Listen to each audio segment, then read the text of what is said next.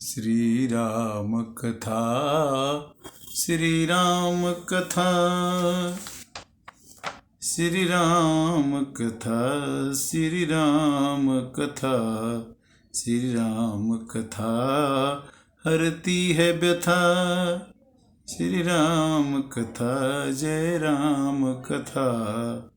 जो भजे श्री राम का नाम जथा, करते श्री राम सदा ही वथा। न करो चिंता यह एक प्रथा। श्री राम कथा जय राम कथा। तुम राम भजो ये है राम कथा। तुम राम कहो ये है राम कथा। तुम राम सुनो ये है राम कथा। श्री राम कथा। श्री राम कथा। मानस ज्ञान भाग 49 में आज हम शिव जी की विवाह की कथा का समापन करेंगे और तत्पश्चात अगले 50वें भाग में हम फिर भरत जी का चरित्र चित्रण का वर्णन किया जाएगा। तो उसमें हम पहले भरत चरित्र कह रहे थे, बीच में शिवरात्रि आ गई और शिव जी के विवाह की चर्चा होने लगी। रामचरितमानस के मुख्य चौपाइयों का आनंद लेते हुए मैं आपके पास पहुंच रहा हूं और आपको ये सुनाने की कोशिश करता हूं। वैसे तो मैं चाहता हूं कि आनंद आ जाए, किंतु आनंद जब तक आपकी कृपा, सबका स्नेह नहीं मिलेगा तब तक आनंद नहीं आता है। कहते हैं पार्वती जी ने कहा कि जनि ले हूँ मातु कलंक करुणा, परिहर हूँ अवसर नहीं। दुख सुख जो लिखा लीलार हमरे, जाब पाऊब वह वही। सुनी उमा बचन विनीत कोमल, सकल अबला सोचही। बहुभांति विधि लगाई दूषण, नैन बारी विमोचही।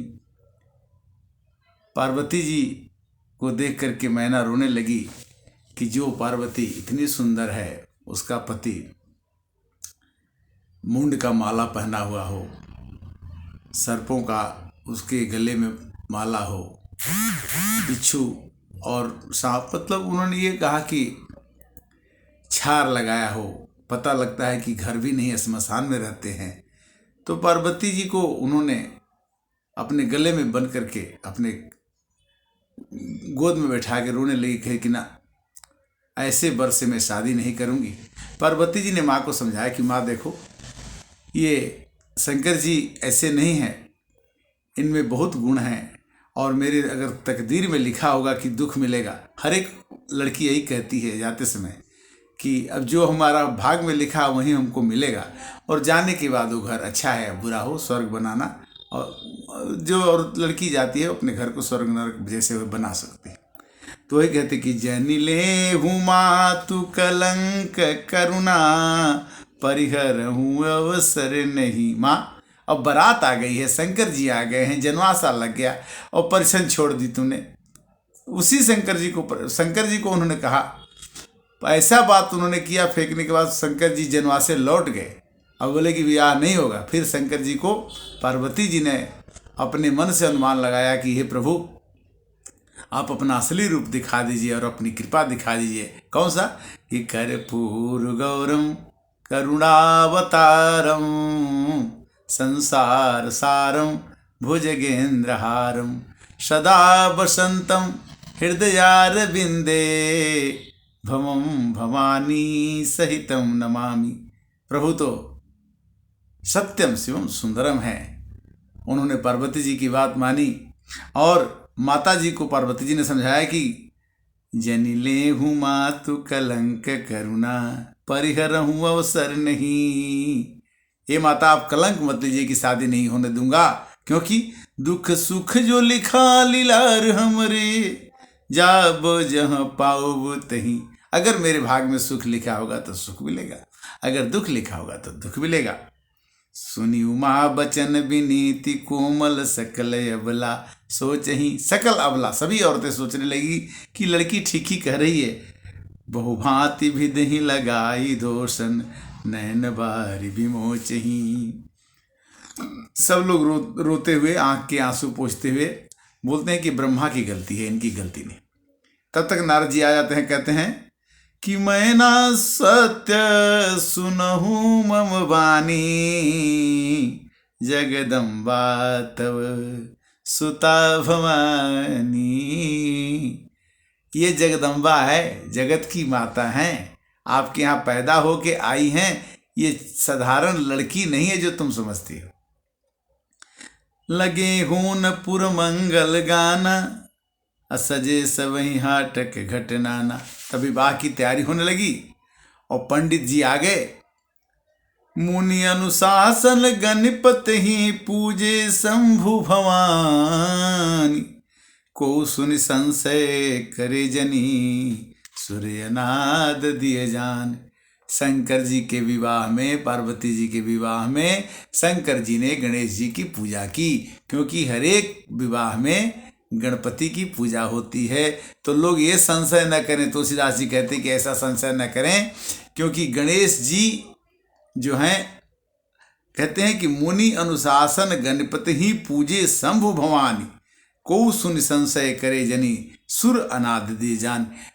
ये जो गणेश जी हैं अनादि देवता है, वो पहले से मतलब शंकर जी के कई अवतार होते हैं। पहले दक्ष के घर में पैदा हुई, फिर शंकर जी के साथ शादी हुआ, जाके जल के मर गई, फिर दोबारा हुआ।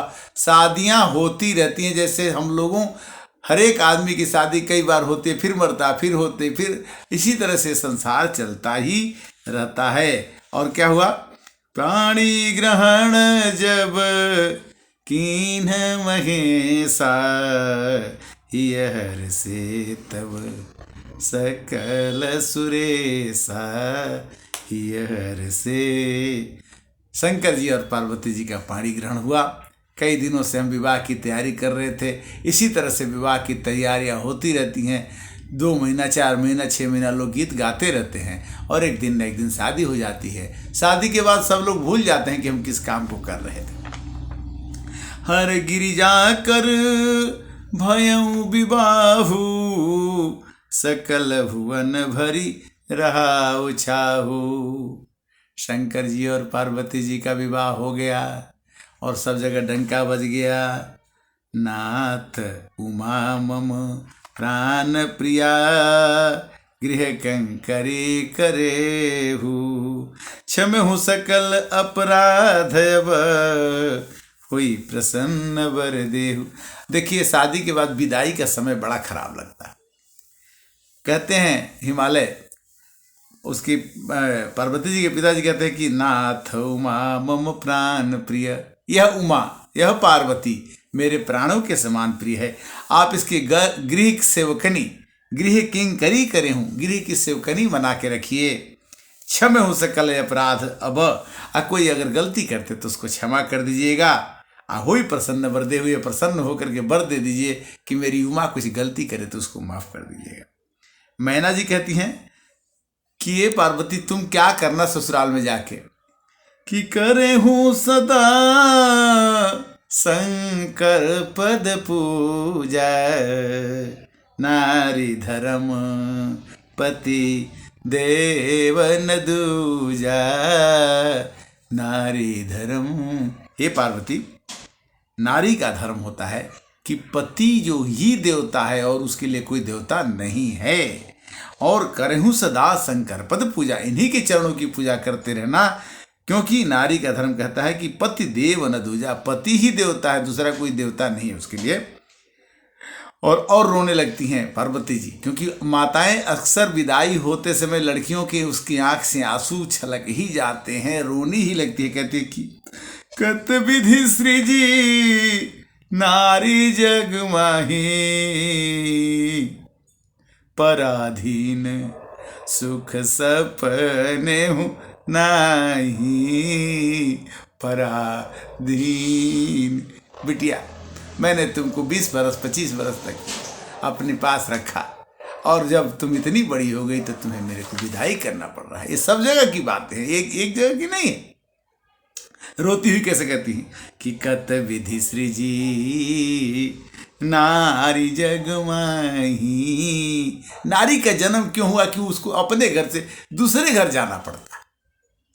कत विधि सृजी नारी जग माही, और पराधीन सुख सपने हुनाही।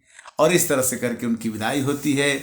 जब विदाई करके भगवान शंकर अपने आते हैं निवास पर, तो वहाँ उनको खटबढ़न कुमार नाम करके एक पुत्र पैदा होते हैं जो तारक असुर का नाश करते हैं। इस तरह से आज शिव जी का विवाह संपन्न हुआ। जिस कारण से विवाह हुआ उस कारण से पुत्र पैदा करके उन्होंने राक्षस के तारक नाम के असुर का वध किया। और अगली कथा कल 50वें अध्याय में 50वें भाग में हम फिर भरत जी के चरित्र चित्रण का वर्णन अयोध्या कांड से फिर से कल से अगली कथा में शुरू करेंगे। राम कथा हरि अनंत, हरि कथा अनंता, कहाँ ही सुनहि वेद मुनि संता। भगवान की कथा बड़ी विचित्र है, अति सुंदर है, अति प्रिय है और मन को आह्लादित करने वाली है, मन को सुख देने वाली है। इसलिए राम की कथा सुनते रहिए, सुनाते रहिए। श्री कृष्ण गोविंद हरे मुरारे, हे नाथ नारायण।